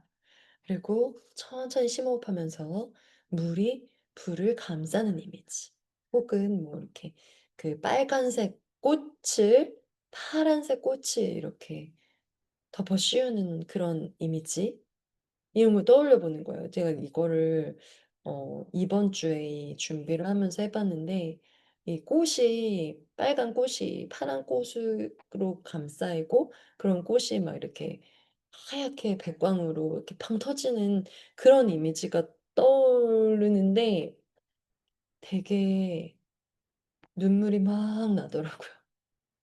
그래서 '아 이거 효과가 있는 것 같다.' 음. 요 화가 가라앉으면 그 밑에는 항상 억울함, 슬픔이 있대요. 그걸 느껴보고 그리고 마지막으로 감사의 마음을 떠올려서 그러니까 이게 얼마나 음양오행적이냐면요 여러분. 불기운이 왔잖아요. 그리고 물기운으로 감쌌어요. 금기운으로 우리가 그 금기운 남은 앙금을 느껴보고요. 사실은 이 화가 목기운이기도 하잖아요. 그쵸? 그러니까 목화가 치밀어 오를 때 물기운 금기운으로 얘를 이렇게 감싸고 그 밑에 앙금을 남기고 마지막에 토기운, 감사의 마음을 떠올려서 균형을 회복한다. 이게 우리가 이렇게 기운을 쓰는, 에너지를 흘려보내는 이 흐름이라는 것이죠. 그래서 상상을 해 보셔도 좋을 것 같아요. 이 모닥불은 목과 금의 합이잖아요. 모닥불 캠핑의 그 불을 상상하다가, 그쵸. 목화의 양기운을 금수의 음기운으로 수렴하고 토기운으로 조율하는, 이 우주 변화의 원리에도 있는 흐름이거든요. 그쵸. 그리고 우리가 그 생장염장의 원리를 봐도 뭔가 봄에 목기운, 여름에 화기운이 지나고 나면 금기운이 나오고, 그리고 나서 겨울 습기운으로 수렴한 다음에 항상 그 각 계절이 바뀌는 순간에는 토기운으로 와서 조율이 되고 조율이 되고 조율이 되는 그런 흐름을 우리가 상상해 볼 수 있잖아요.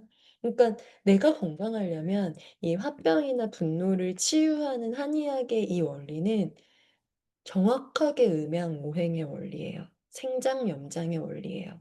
그래서 이 흐름을 우리 몸 안에서도 한번 기운을 돌려가면서 한번 회복할 수 있는 그런 이미지를 여러분들께서 잘 활용을 해 보시면 몸과 마음의 건강에 정말 큰 도움이 되실 거라는 생각이 듭니다. 분노 관리의 한의학적 핵심 관리법을 보면요. 여러분, 일단은 한의학에서는요. 순환이에요, 순환. 그러니까 화는 어떤 에너지가 세게 팍 올라온 건데 그 에너지가 흘러가야 병이 되지 않는다는 거예요. 화병은 울화병의 줄임말이라고 했죠? 그러니까 울화로 흘러가게 하지 않고, 음. 울화가 아니라 그냥 흐르는 화가 되면은 글로도 흐를 수 있고요. 예술적인 에너지로 흐를 수도 있고 창조로도 흐를 수가 있고, 뭔가를 열심히 해내는 힘으로 흐를 수도 있거든요. 그래서 통즉 불통이라고 얘기하잖아요. 막힌 기가 통하면 화도 흐른다. 막힌 기가 어딘지 찾아서 뚫어주는 거. 그 뚫어주는 거의 가장 핵심이 호흡이에요, 여러분. 그래서 오늘의 시작도 호흡 수행으로 했던 거고요. 그리고 음양의 조화. 어떻게 보면 교감과 부교감 신경도 양의 기운과 음의 기운의 균형일 수 있겠죠. 화와 수 혹은 목과 금의 균형. 그리고 오행의 상생상극. 분노는 슬픔과 두려움에 의해서 제어가 된다. 그리고 자애심. 화를 다스리는 힘은 자기 비판이 아니라 자기 연민에서 오고, 그리고 이건 용서랑도 연결이 되는 거고, 아까 자애심의 키워드 뭐라고 했어요? 원리스. 나와 타인을 하나로 엮어서 우리 모두를 다 자, 자기 스스로 사랑할 수 있는, 모두가 다 나 자신이라고 통합시켜서 사랑으로 감싸 안을 수 있는 그런 승화가 될 수 있다면은 '화병은 더 이상 병이 되지 않는다.'라는 거죠. 이 책의 뒷부분을 가 보면요. 이 화가 꼭 개인의 잘못이 아니라 사회적으로 집단 무의식에 의해서 일어나는 일들이라고도 얘기를 해요. 그러니까 '당연히 이렇게 돼야 되는 거 아니야?' 라는 것들이 우리가 화가 나게 하는 그런 이유들이고, 뭐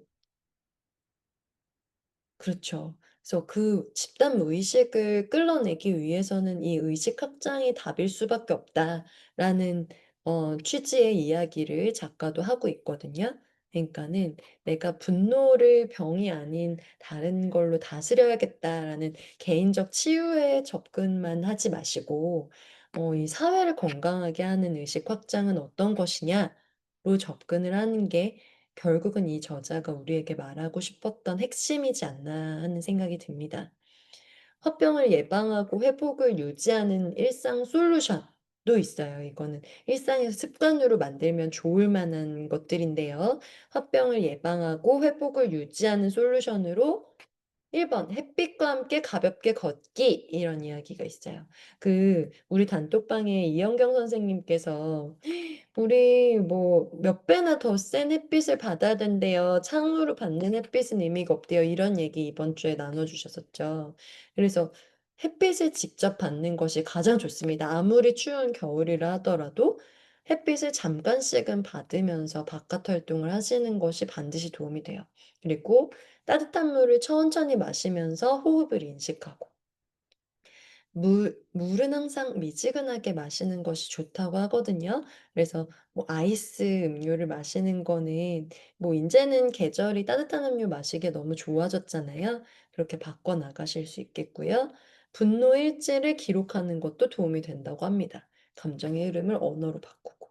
혹은 뭐 우리 톡방에서도 뭐 "저 지금 어떤 감정이에요." 이런 얘기한다고 우리가 뭐 누가 뭐라고 할 사람 아무도 없을 거예요. 오히려 같이 한번 내 감정을 직접 표현하는 연습을 해 보는 것도 도움이 될 것 겠죠. 그리고 명상 또는 기공. 매일 10 분이라도 내 기운이 흐르는 감각을 회복해 보는 것이 정말 좋은 일상 솔루션이다. 그리고 감정의 변화를 오행으로 표현해 본다. 오늘 금의 날이다. 좀 슬픈 날인 거죠. 깊이 숨 쉬고 '아 그럼 금을 치유하기 위해서 가서 운동을 좀 해 볼까?' 할 수도 있겠죠. 그러니까 우리가 상생상극의 원리를 이해할 수 있으면은 '오늘은 수의 날이다. 아 뭐가 그렇게 두려워. 뭔가 오늘 기쁨의 거리를 찾아볼까?' 뭐 이런 거 해볼 수가 있을 거예요. 그러니까 뭔가 퍼즐 맞추는 느낌이 나죠? 그래서 오늘 제가 준비했던 내용은 이렇게 쭉 정리를 해 봤습니다. 어 길다는 의견들이 있어 가지고 좀 간략하게 준비를 해 봤어요. 그리고 아마도 이 앞부분에 그 원리에 대한 부분만 잘라서 아마 티저를 만들 텐데요. 쭉 얘기를 나누다 보니까 여러분들 어떠셨어요? 이 내용이 좀 화를 그리고 분노를 이해하고 내가 이것들을 좀 이겨내는 데 도움이 되셨나요?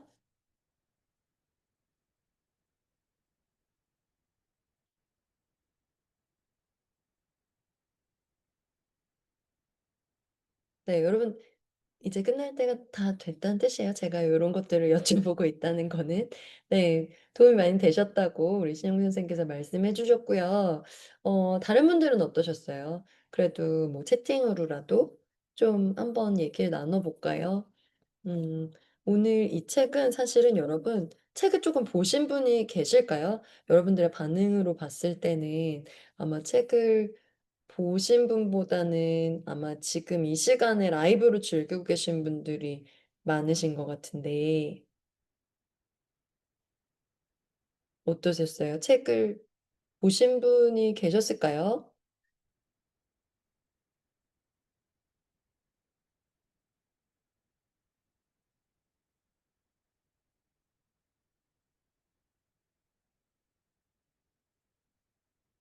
설명을 잘 해 드렸나요 제가? 네네.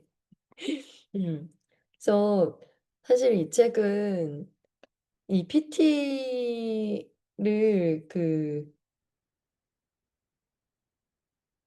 네. 보시면은 되게 재밌고 즐겁게 생각을 하셨었겠지만은 저는 정말 괴롭게 읽었어요. "여태 우리가 선정한 책 중에 가장 재미가 없었다."라고 말씀을 드릴 텐데 그래도 엑기스만 쏙쏙 뽑아내려고 많이 노력을 했고요. 어 여러분들께서 나중에 뭐 조금 더 쉽게 내용 자체는 너무 도움이 되는 내용이 많았거든요. 단지 그걸 풀어내는 방식이 너무나도 논문이었다라는 거죠. 그러니까 내용을 비추하는 건 아니에요. 근데 문체가 너무 힘들었다라는 것이고 네. 뭐 우리 신영민 선생님 "첫사랑 실패하고 깊은 슬픔으로 폐결핵이 왔다." 아 그쵸. 그러니까 몸과 마음은 연결되어 있어요, 이렇게 보면. 그래서 너무 마음이 아파도 몸에 병이 되거든요. 음 그쵸. 뭐 폐는 화기운이니까 깊은 슬픔, 금기운이 화를 쳐서 그쵸. 폐결핵이 오는 게 음양오행적으로도 이 병증이 맞죠. 음. 그래서 지금은 폐결핵이 나으셨는지 네 조금 또 우려되네요. 첫사랑이면 아주 까마득할 텐데 지금 다 나으셨으니까 이렇게 건강하게 함께하고 계신 거겠죠? 우리 신영미 선생님 이제는 아프지 마세요. 어디 쪼끔 아프다 싶으면은 바로 이렇게 함께 치유하는 방식으로 가 보면 좋을 것 같아요. 그리고 우리 윤경 쌤은 오행으로 다양하게 생각해 봐서 재밌었어요. 네 책은 구입 안 했어요. 어려운 책이었어요. 맞아요. 어려운 책이었어요. 그래도 아 맞아요. 폐는 뭐 흔적이 남아 있을 수밖에 없죠. 쪼끔이라도 아팠으면은 이렇게 엑스레이 찍으면 다 나오더라고요. 그래도 잘 회복이 됐으니까 그 폐는 뭐 이렇게 옆으로 나뉘어져 있는데 쪼끔 잘라내도 사는 데는 큰 지장이 없습니다, 폐나 간이나 다. 그래서 우리 몸에 어마어마한 생명력을 또 감사하게 느끼게도 되네요.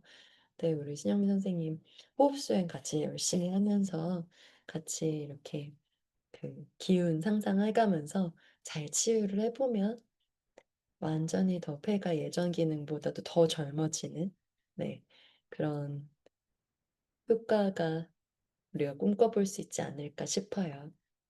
네. 우리 태도 오 선생님, 오준석 선생님 오늘 처음 오셨는데 어떻게 들으셨어요? 우리 황선희 선생님이랑 두 분도 어떻게 들으셨는지 쪼끔 궁금하기는 한데 어 말씀을 해 주셔도 되고 채팅으로 말씀해 주셔도 괜찮아요. 음. 그쵸. 맞아요. 결핵 흉터가 폐 상엽에서 포착이 됩니다. 음. 그쵸. 그리고 좀 이렇게 폐 기능이 떨어져 있으면은 환경막이 쭉 올라오기도 하고 그렇죠. 의대생 토크네요 이거는. 네. 아마 뭔가 지금 상황이 좀 여의치가 않으면은 아이고 네 바로 이렇게 얘기를 해 주실 수는 없으실 수도 있으니까요. 네. 후기를 듣는 거는 채팅창에서 우리 단톡방에서 좀 들을 수도 있을 것 같고요. 네. 진심으로 감사드리라고 심장이 말하셨어요. 감사합니다 저도. 오늘은 쪼끔 일찍 마무리를 하는 걸로 할게요. 일요일 저녁 시간이 쪼끔 더 평온한 시간일 것 같기는 한데 어 그래도 오시는 분들만 오시는 것 같아요. 우리가 더 뭐 즐겁게 참여할 수 있는 시간을 좀 잘 찾아보는 그런 과도기가 필요할 것 같은데 우리 톡방에서 시간에 대해서도 더 얘기를 많이 나눠 보면 좋겠습니다. 그러면 오늘은 이걸로 마무리하고요. 남은 주말도 평온하게 즐겁게 잘 보내시기를 기원 드리면서 마치겠습니다. 감사합니다.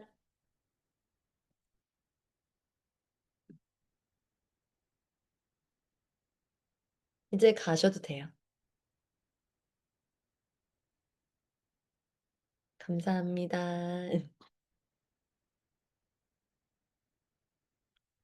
네. 왜 다들 말씀 안 하시면서 안 가시네요. 네.